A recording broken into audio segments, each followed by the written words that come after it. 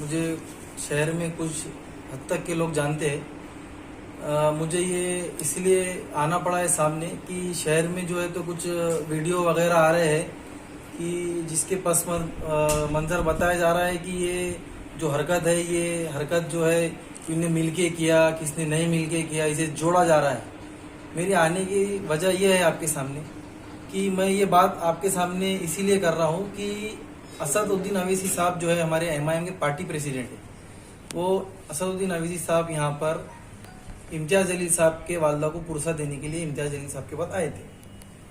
जैसे ही वो उनका काफिला निकला गाड़ियों का, उनके पीछे मैं भी निकला। उनकी गाड़ी के पीछे मैंने गाड़ी लगा के चल रहा था। उसी दौरान हमारे जिला अध्यक्ष, जो कि मैं उनकी जिला अध्यक्ष हमेशा उन्हें सदर साहब कहता था, जो मुझे काफ़ी अच्छे से जानते, उन्होंने डायरेक्ट मेरी गाड़ी के आंख पे गाड़ी डाली, गाड़ी को डैश मारा उन्होंने।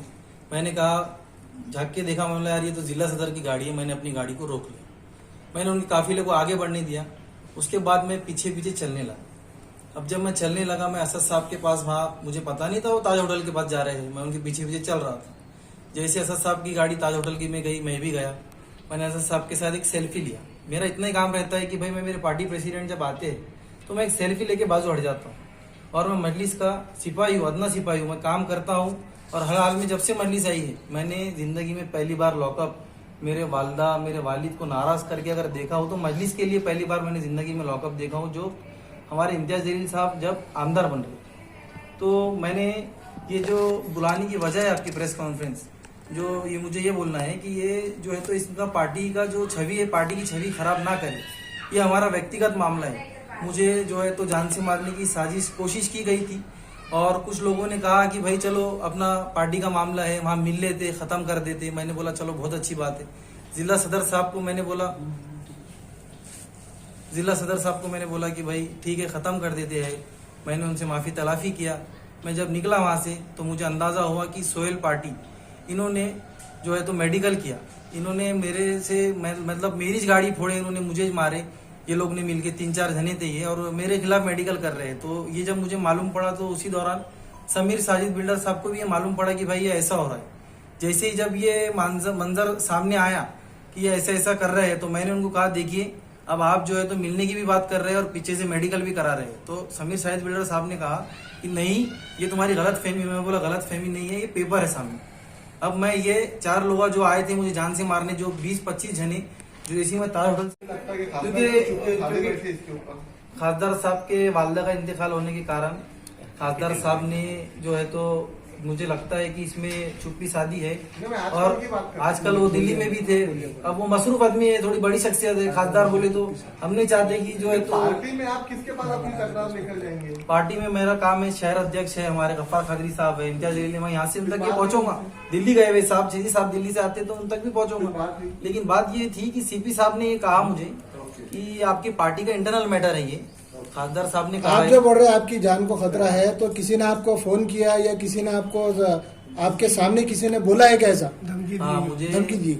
मुझे ये किसने बोला है वो बताइए। मुझे मुंशी पटेल ने और उनके साथ कुछ मैं जिसे नहीं जानता हूँ कुछ लोग थे।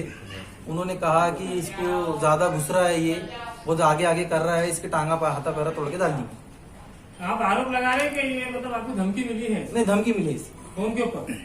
फोन के ऊपर नहीं, फेस टू फेस साहब। जब हमारा झगड़ा हुआ पुलिस चौकी के पास जब हम आए, उन्होंने फेस टू फेस बोले। तो आपके बड़े नेता ना सामने क्यों नहीं आ रहे इस बात को खुलासा करने के लिए? आप जो बता रहे हैं कि पार्टी में फूट नहीं है, तो आपके बड़े नेता सामने आकर इसका जवाब क्यों नहीं दे?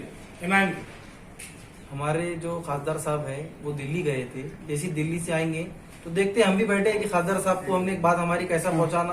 प्रकरण होके काफी टाइम हो गया है। हाँ, तो प्रकरण हो गया, इसलिए ये हम क्या चाह रहे थे साहब, पार्टी का हमारे लिए पहले फर्स्ट पार्टी है, हमारी पार्टी का नाम बदनाम नहीं होना।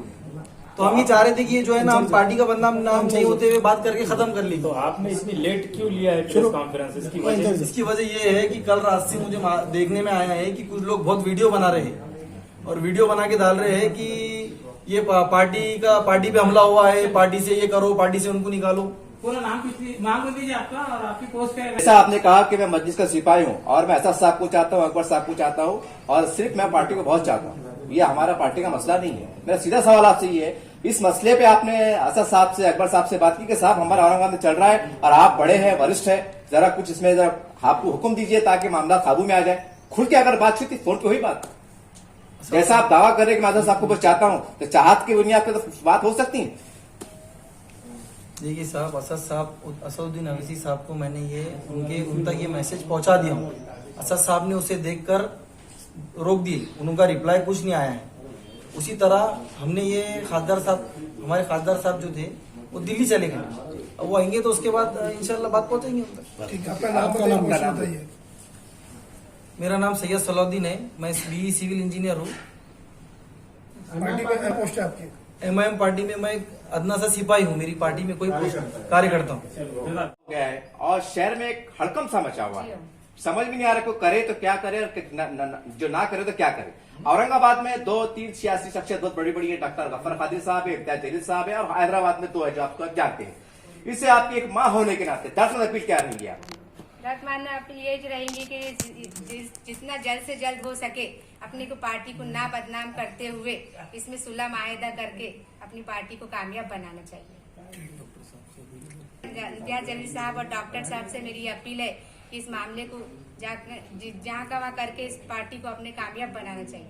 क्योंकि मेरा बेटा जो कि सिविल इंजीनियर है, जो मजलिस में शुरुआत से ही काम कर रहा है, लेकिन कुछ गुंडे लीडर लोग मेरे बेटे को आगे आने से रोक रहे हैं, जबरदस्ती इसको टारगेट कर रहे हैं। हर काम में बढ़ चढ़कर कैसा काम करता है ये, जबकि मेरे वालिद साहब जो कि 1980 से 2016 तक जनाब असदुद्दीन साहब के वालिद के बारे में एशिया एक्सप्रेस में एक कॉलम उनके बारे में लिखते थे। आज भी आप वो पेपर उठाकर उनके पन्ने पढ़ सकते हैं। और मेरे बच्चे का नाम उन्हीं के नाम से उन्होंने रखा था। मैंने मेरे वालिद साहब से कहा था भी कि मेरा बच्चे का नाम ऐसे क्यों रख रहे हैं, इसके मायने बहुत ये है। तो नहीं, बोले मेरे को असद साहब के वालिद साहब से लगा हुआ है, मैं उनके बारे में पेपर में लिखता हूँ और मैं इसी के नाम पे मेरे बच्चे का नाम रख रहा हूँ, नवासे का। जनाब असदुद्दीन साहब के वालिद के बारे में अपना कॉलम तैयारी करते थे। आज मेरे बच्चे को मजलिस से इतना लगाव है, वो बढ़ चढ़कर आगे का काम करता है, हर काम में हिस्सा लेता है, लेकिन कुछ गुंडे टाइप लोग गलत फहमी का शिकार है, जो कि मेरे बच्चे को आगे आने से रोक रहे हैं, जबरदस्ती उसको हर्षमेंट कर रहे हैं और उससे जान से मारने की उसको धमकी दे रहे, उसकी जबरदस्ती उसकी गाड़ी फोड़ दिए। कौन है वो गुंडे लोग, कौन है, आप नाम बता सकते हैं? अभी समीर पटेल है, वो समीर है, मुंशी पटेल है और 2-4 लोग हैं जिसके मैं नाम से वाकिफ नहीं हूँ। आए दिन मेरे बच्चे को वो परेशान कर रहे हैं। मजलिस का कोई बड़ा आदमी आकर कोई अच्छे से इकदाम उठाकर इस मसले को हल नहीं कर रहा है। जैसा आपने मालूमात दी बाजी, तो असद साहब है, अकबर साहब है, ये पार्टी के बड़े जिम्मेदार हैं जी। और आप एक उनके वालदा जी हैं। हाँ। एक माँ समझ सकती है अपने बच्चे का दर्द और उसकी जान को खतरे का, जब माँ जब महसूस कर सकती, शायद वो दुनिया में कोई महसूस नहीं कर सकता।